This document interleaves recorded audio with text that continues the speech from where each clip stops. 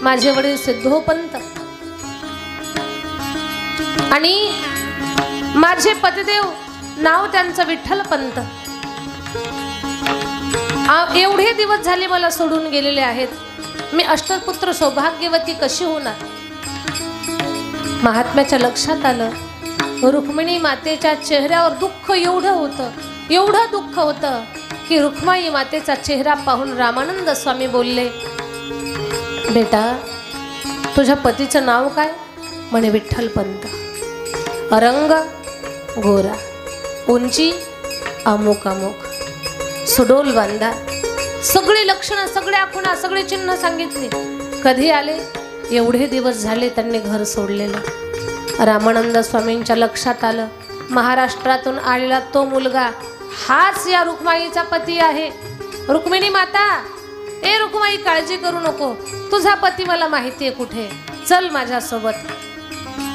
आता मला सांगा, आपला हरवलेला पती त्याचा सुगावा लागला, बातमी कळाली, रुक्माईला काही कमी आनंद झाला असेल का? रुक्मिणी माता हर्षित झाल्या, पळत पळत घराकडे गेल्या। बाबा बाबा बाबा, एक महात्मे आलेले आहेत, चला चला, ते आपल्या विठ्ठलपंतांची गाठ घालून देणार आहेत। रामानंद स्वामींच्या सोबत दोघे काशीला आले। काशीला आल्यानंतर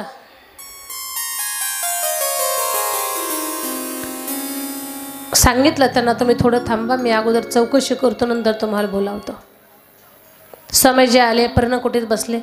अर्ध्यातूनच आपले गुरुदेव आले म्हणून विठ्ठलपंत समोर आले। चैतन्य स्वामी, स्वामी तुम्ही जाणार होते ना रामेश्वरमला, अर्ध्यातून आलात, काय नेमकं?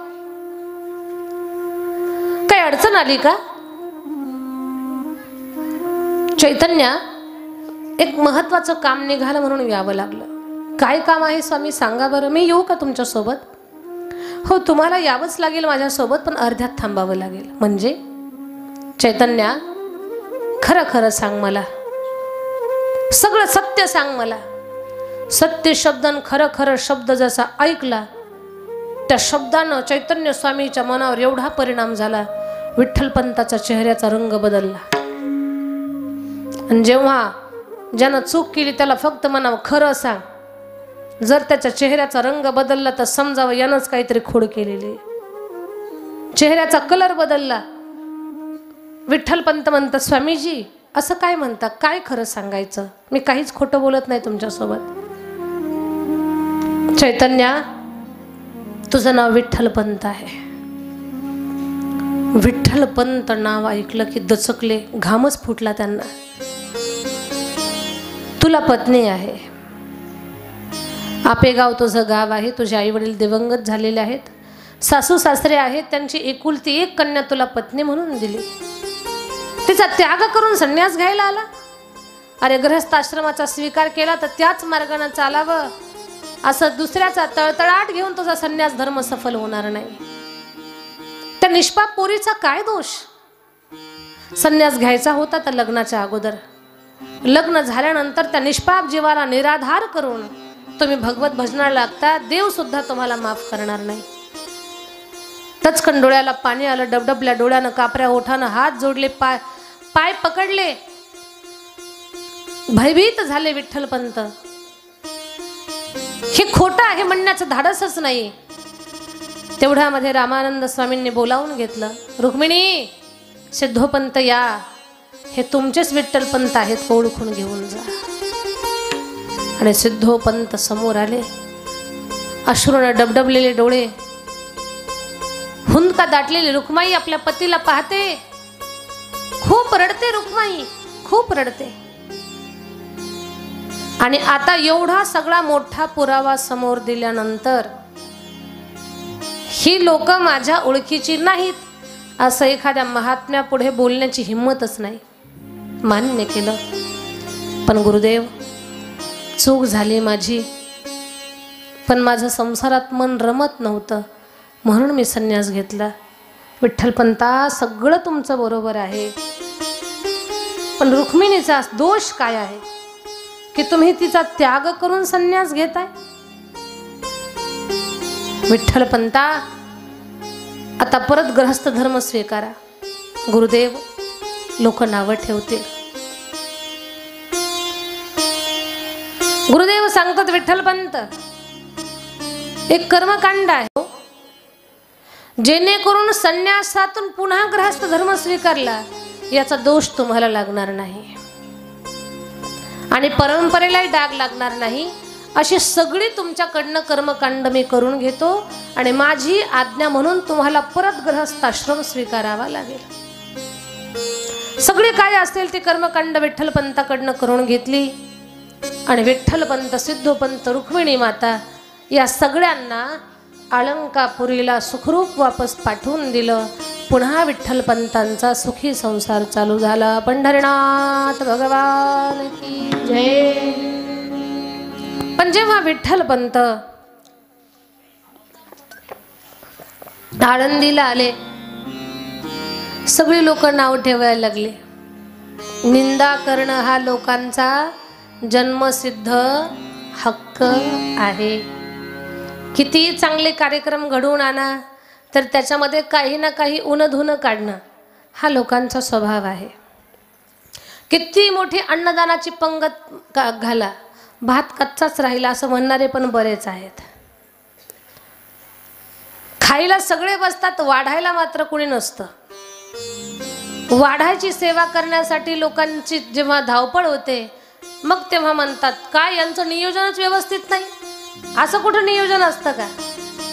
बरं, एवढ्या सगळ्या तक्रारी कोण मांडतं? ज्याचा रुपया सुद्धा पट्टी नाहीये, ते ज्याची रुपया पट्टी नाही तेच पंक्तीला पुढं, खायला पुढं, सगळ्या गोष्टीत पुढं आणि देणगीला पाठीमागं। विठ्ठलपंत आले, विठ्ठलपंतांना सगळा आळंदीतला समाज नाव ठेवायला लागला, निंदा करू लागले विठ्ठलपंतांची। देवी जननिंदेची येता लोट, शांती उदरी भरी गोट, काम क्रोधाची मोडिली वाट, करणे अचाट निरुपम, द्विजी घातले वाळीत, आप्तवर्णी सांडिले त्वरित, खोपट बांधोनी अरण्यात, कांते सहित राहिला। लोक निंदा करायला लागले विठ्ठलपंतांची। जग कुणाला सोडत नाही। या जगानं देवांना सोडलं नाही, देवांच्या मायबापाला सुद्धा सोडलं नाही, संतांना सोडलं नाही, संताच्या मायबापाला सोडलं नाही। हे जग असंच आहे। एका शेतकऱ्याचा बैल विहिरीत पडला। शेतकरी गावात निघाला होता, त्याचा बैल विहिरीत पडला, धडामकन आवाज झाला, गावातले 4-2 माणसं पळत आली। काय झालं काय झालं म्हणे, बैल पडला विहिरीमध्ये। बैल पडल्यानंतर गावातले लोक म्हटले अरे रे रे बैल पडला याचा। लोक त्याला म्हटले शेतकरी दादा बैल काढून घे तुझा। शेतकरी दादा म्हटलाय पहा म्हातारा बैल होता, पडलाय म्हणजे मेलाच असेल। लोक म्हटली शेतकरी दादा विहीर कोरडी आहे, गावच्या मध्यभागीची विहीर आहे ती कोरडी आहे, बैल मोडला असेल पण मरला नसेल, काढून घे। शेतकरी दादा बोलला बैल काढायचा म्हणजे 20,000 रुपये खर्च लागेल, त्यात मोडलेला बैल विकला तर 20 रुपये सुद्धा येणार नाहीत। म्हाताऱ्या बैलाला कुणी घेणार नाही आणि लेकरा बाळाच्या तोंडातले 20,000 काढून बैलाला काढण्यात घालणं हे मला काही पटत नाही, असाच मरू दे। लोक म्हटले काय निर्दयी माणूस आहे, खुशाल बैलाला आतमध्ये मरू दे म्हणतोय।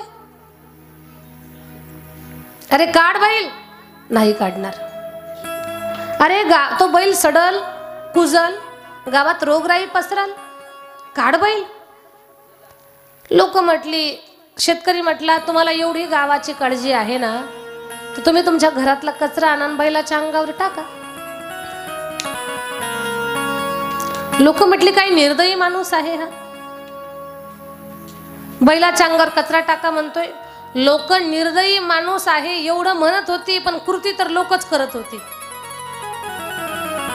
घरातला कचरा भरून आणायचे आणि वर्ण बैलाच्या अंगावर टाकायचे। बैल कचऱ्याखाली दाबून टाकायचा होता त्यांना.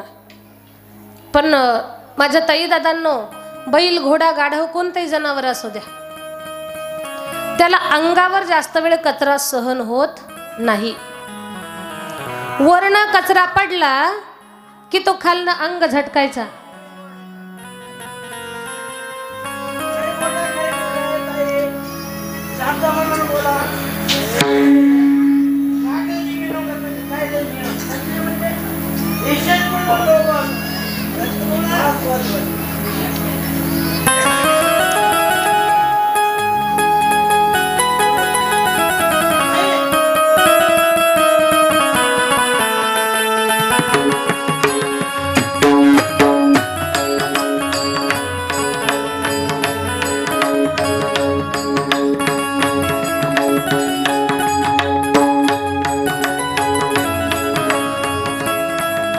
गावात कोणीच नाही का ह्या माणसाला बाजूला घेणार?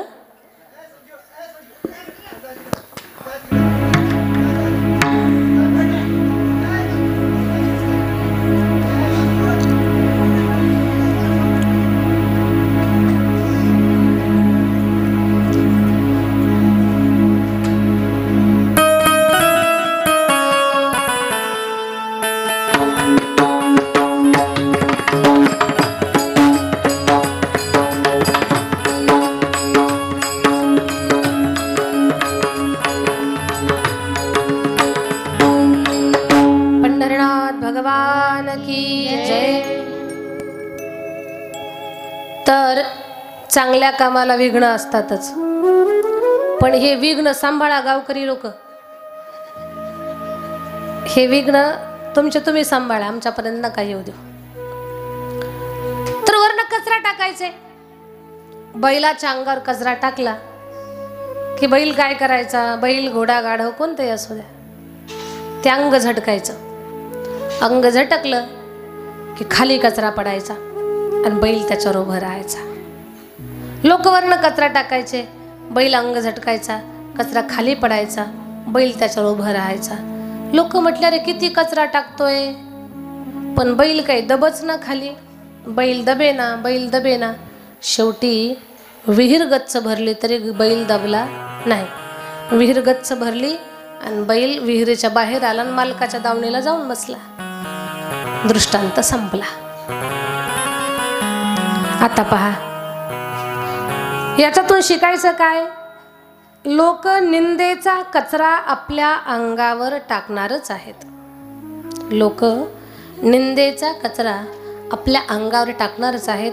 आपण फक्त अंग झटकायचंय आणि पुढे पुढे चालत राहायचंय. चांगलं काम करणाऱ्या माणसानं कधीच भयभीत राहायचं नाही, निर्भय राहायचं. आणि चांगलं काम करणाऱ्यानं आपल्या ध्येयाकडे लक्ष द्यायचं की आपल्याला आपल्या जीवनामध्ये करायचं काय आहे. निंदा करणं हा लोकांचा स्वभाव आहे. तर विठ्ठलपंतांची खूप निंदा चालू झाली. संन्यास घेतला परत गृहस्थी झाला, संन्यास घेतला परत गृहस्थी झाला.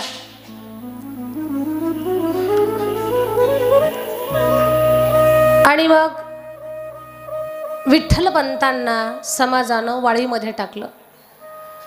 गावाच्या बाहेर सिद्ध बेटामध्ये झोपडी बांधून विठ्ठलपंत आणि त्यांची पत्नी रुक्माई दोघे जण राहत आहेत. या जगानं नाना प्रकारचे त्रास विठ्ठलपंतांना चालू केले. विठ्ठलपंतांना काय काय त्रास होत आहेत, लोक त्यांना किती त्रास देत आहेत, त्यांच्या जीवनामध्ये किती किती अडचणी, किती किती संकट आली, या सगळ्या गोष्टीचं चिंतन करत करत ज्ञानोबारायांच्या जन्मापर्यंत आपण जाणार आहोत. पण एक मध्यंतर म्हणून आपण एक भजन घेऊ.